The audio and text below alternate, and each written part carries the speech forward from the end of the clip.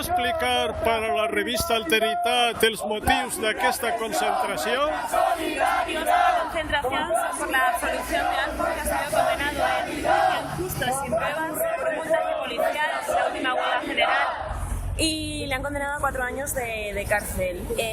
En vista de esta injusticia se ha convocado la concentración y estamos luchando porque esto es un ataque contra toda la clase obrera. Entonces, basta ya de montajes policiales y basta de ataques a la clase obrera en libertad. Gràcies.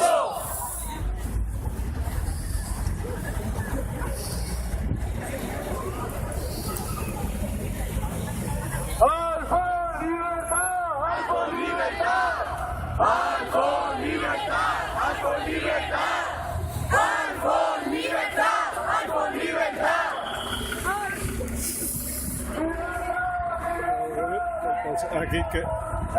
¡Libertad!